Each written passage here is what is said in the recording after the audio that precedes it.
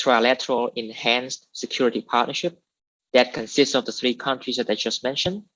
So the AUKUS was announced jointly by Australian Prime Minister Scott Morrison, British Prime Minister Boris Johnson, and US President Joe Biden on September 16 last week.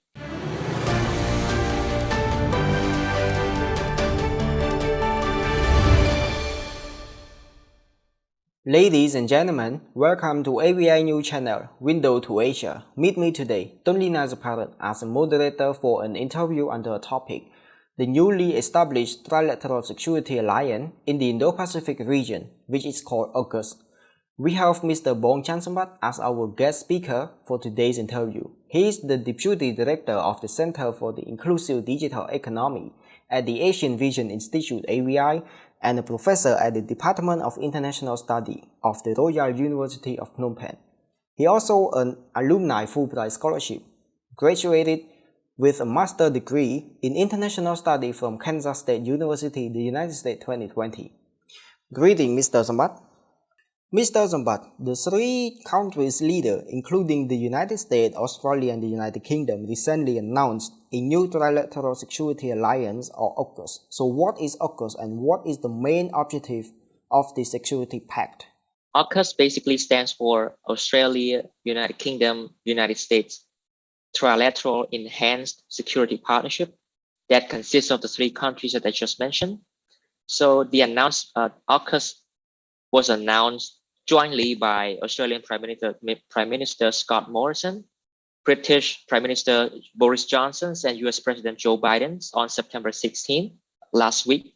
Even though details of AUKUS remain ambiguous for now, but we have specific details on at least three elements of AUKUS. The first element of AUKUS has to do with the strengthening linkages between industries and technology sectors between UK, US, and Australia. And those linkages will focus on cyber capabilities, artificial intelligence, quantum computing, and undersea capabilities. The second component of AUKUS is that the Australian Defence Force will acquire a variety of updated and more lethal long-range strike capabilities from the US. Basically, they will purchase Tomahawk missiles, long-range anti-ship missiles, and also precision strike guided missile. And the last component of AUKUS is a massive submarine contract in which the US and the UK will assist Australia in acquiring at least 8 conventionally armed nuclear-powered submarines in order to respond to security risks facing Australia. And this last component of AUKUS has garnered the most global attention and controversy for the very fact that it has royal relation between AUKUS country, specifically between Australia and the US, with France, which won the bid to build a 12 submarine for Australia in 2016. And now that Australia got into a new contract with the US and UK, Australia actually canceled the contract with France and making some French officials, including President Emmanuel Macron, very upset about AUKUS. As we observe that this alliance focuses on security in the Indo-Pacific region, so what are the strategic rationale of the three countries for the establishment of AUKUS? If you look at AUKUS from a strategic perspective, we will see that each countries of AUKUS, Australia, UK, and US, each of them have a variety of reasons, of strategic reasons, to form this new security partnership. For Australia, there are 4 main reasons. The first one is that since over the last few years, Australia's bilateral relations with China have deteriorated significantly for a number of reasons, and their relationship has actually been in a downward spiral since at least the beginning of the COVID-19 pandemic in 2020.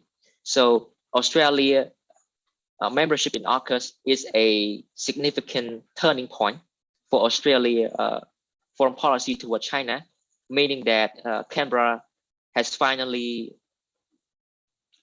taken a more confrontational or a more direct approach toward China, toward tension with China, by enhancing its military relation with the US and the UK. The second reason is that back in 2020, in July 2020, Australia released its defense strategic update, which has a very grim assessment of China, has a very grim assessment of the security environment in the Indo-Pacific.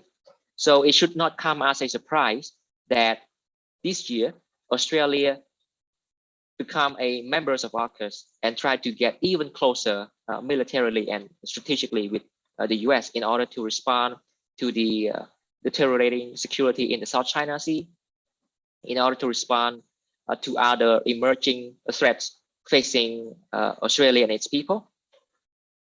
So basically, AUKUS, in my opinion, is an alignment, is in alignment of Australia strategic postures and also what the country, in terms of how the country assess threats posed externally by a variety of factors.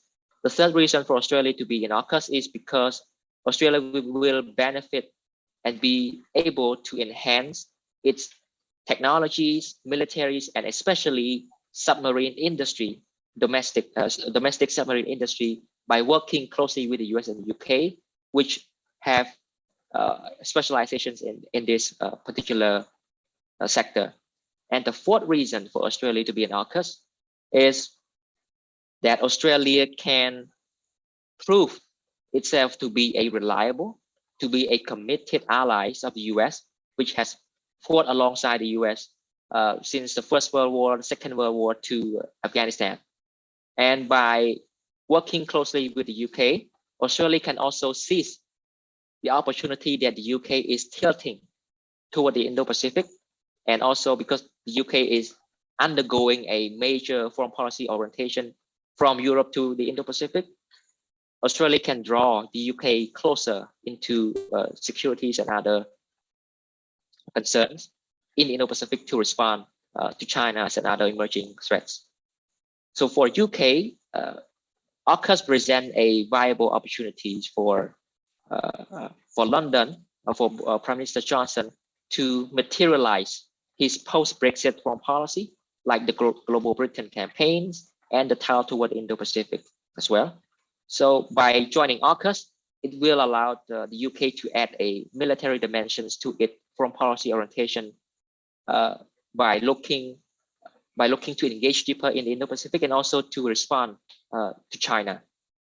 And for the US also have a number of good reasons. The first one has to do with the fallout from the military withdrawal from Afghanistan. So as we know that last month, the US withdrew from Afghanistan, and the decision to withdraw and the way that the withdrawal was conducted have raised a lot of questions, have raised a lot of concern among US allies and friends in Asia regarding US commitment in Asia.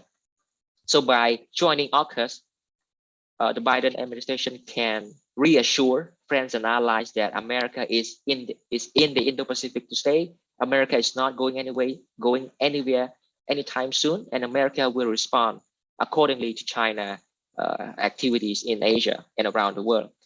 The second reason for the US to be in AUKUS is to tie Australia and to enmesh Australia deeper within the US military hardware ecosystem, so that Australia will be more reliant on US military hardware.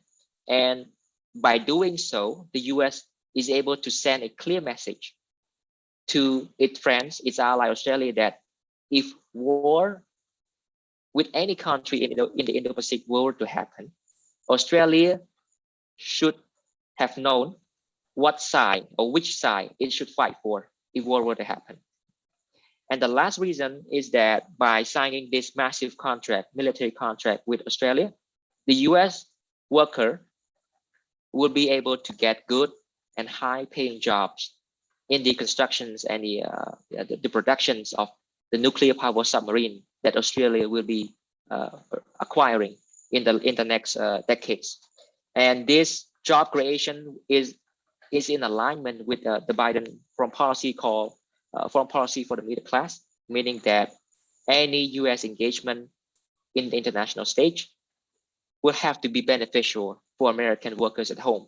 So these are all the economic, military, geopolitical, and strategic reasons that each of these members of AUKUS has in joining this new agreement. Thank you, Mr. Sambat. Following the official announcement of the new security alliance, as well as the decision to end the contract from the Australian government to purchase 12 French submarines, we see that the sign of the diplomatic crisis erupted immediately after French President Emmanuel Macron recalled its envoy to Washington and Canberra to express the resentment and the fury at the unfaithfulness of the United States and Australia. So could this be a negative sign of relation between the AUKUS member countries and France?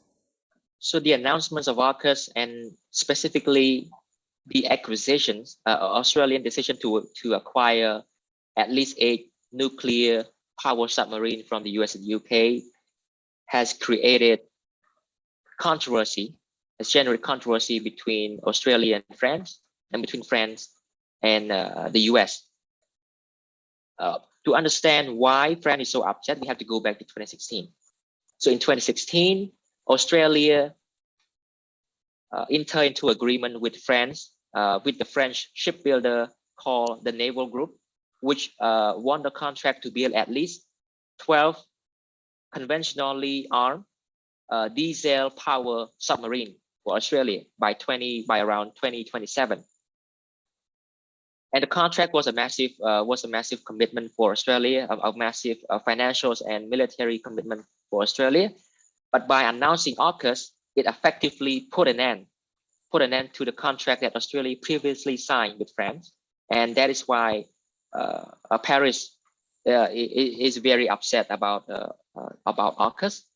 And another reason that France is so upset is because before AUKUS was announced, the US under the Joe Biden administration did not inform France ahead of time, did not inform France about Australia's decision to cancel the contract, and did not inform France about the rolling out of AUKUS. An even more upsetting factor is that Australia need to cancel its previous contract with France, and France was left out of the new agreement with AUKUS. So, and that is why French Foreign Minister claimed that AUKUS was really like a step in the back by French allies, and that French feel betrayed by its own friends who have shared a varieties of collective interests and concerns in the Indo-Pacific. So now that we know why France is so upset, let me explain briefly about what happened over the past few days. So since September 16, when AUKUS was announced, France decided to recall its ambassadors in Canberra and in Washington, D.C. to air its displeasure about AUKUS, to make sure to send a strong message to Washington and to Canberra especially, that Paris is not happy and that Paris is upset about being left out of AUKUS, and Paris is not happy that the US and the UK have one way or another swoop in and give Australia a new deal and cut France out of the massive contract that it had received in 2016. So we may ask, what are the reasons that President Emmanuel Macron decided to escalate this diplomatic tension with his ally? So in 2022, next year, Emmanuel Macron will run for re-election. So by setting up to allies or enemies who have disrespected France, it sent a strong message to French voter that Emmanuel Macron is a strong leader that stand up for his country, and also because Macron has previously promoted what he called European sovereignties or strategic autonomy, in which the European Union should be more dependent militarily and strategically from the US. So by but by standing up to the US and Australia, Macron can prove that Washington has become increasingly unreliable, and that is why European Union should be less dependent on the country for its own autonomy.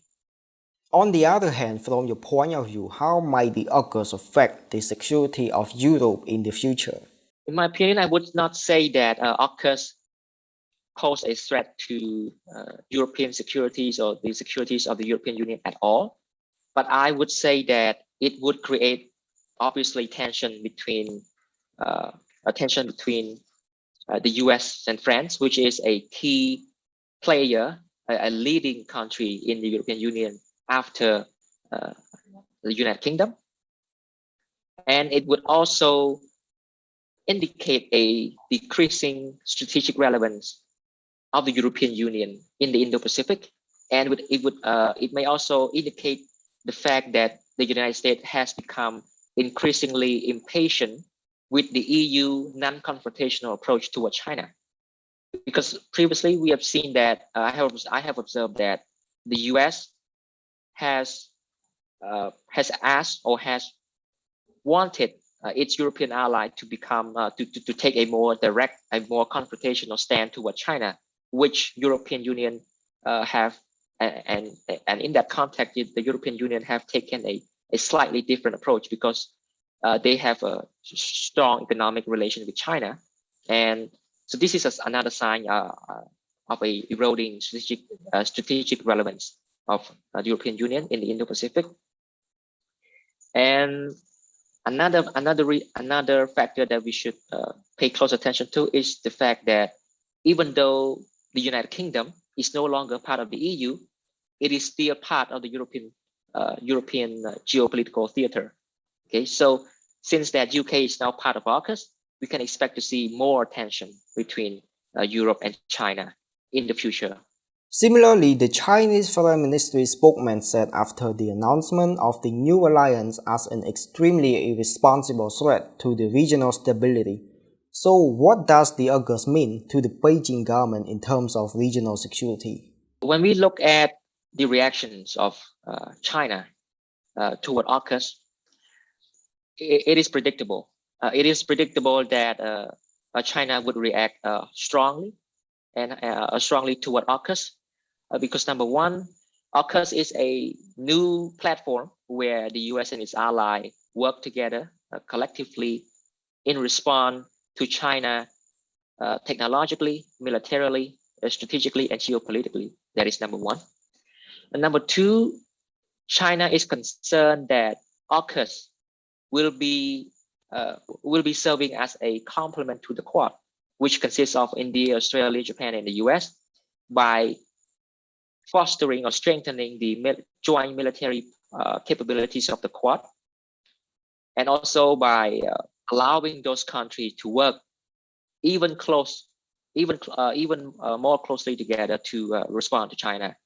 So by looking at China approach toward its competition with the US and look at the US leadership in the Quads and AUKUS, it shed light on an interesting fact that there is a unity of strategic environment in Asia.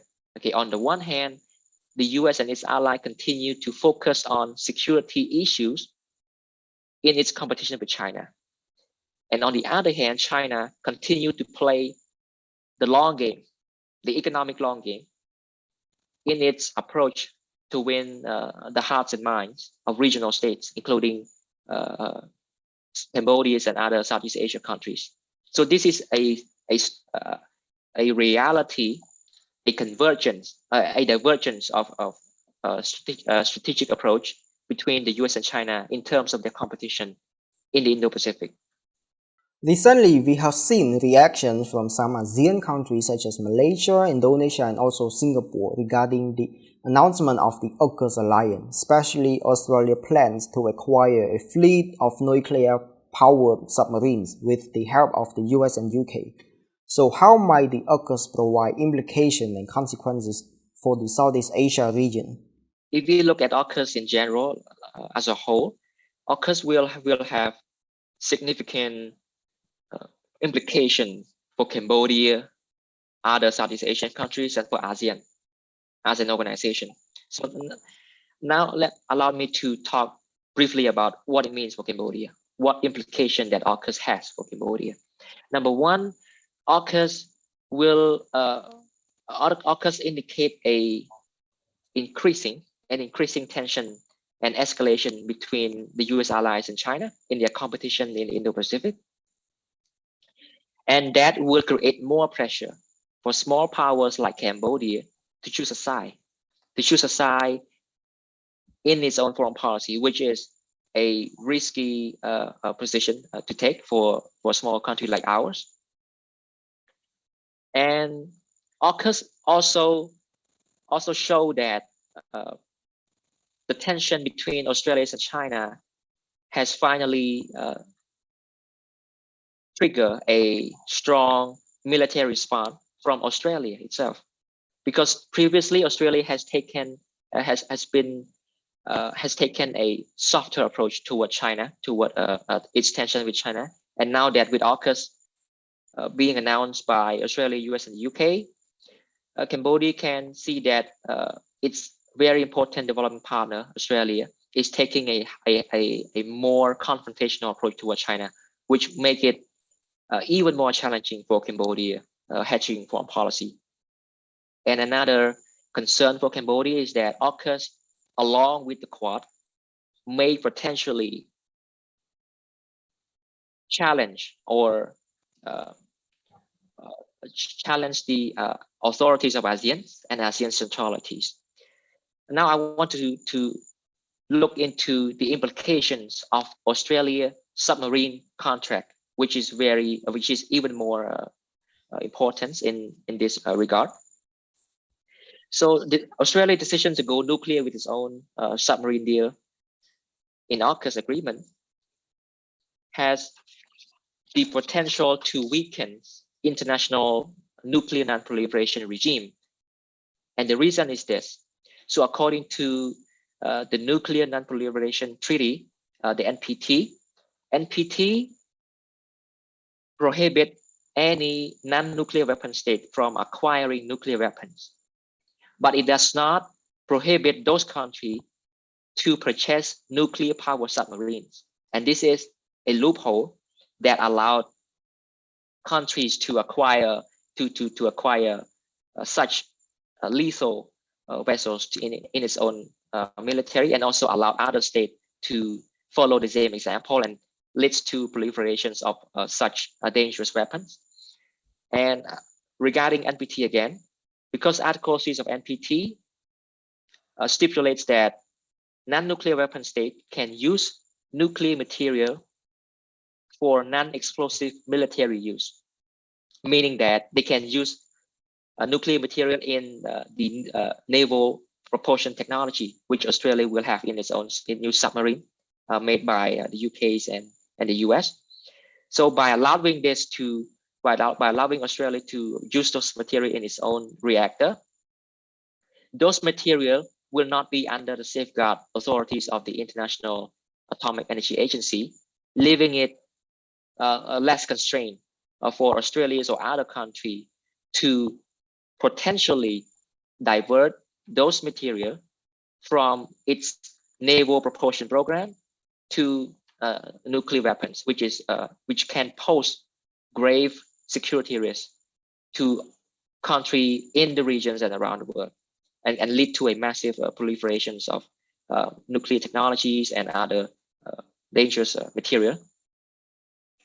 And so by looking at the Australia decision to go nuclear with its submarine, it also raised the questions of the commitments of ASEAN dialogue partners to comply with ASEAN core documents, such as the treaties of amity and cooperation, the zones of peace, freedom, and neutralities, and Southeast Asia nuclear-free zones treaty, which are very important for ASEAN and ASEAN centrality in the region.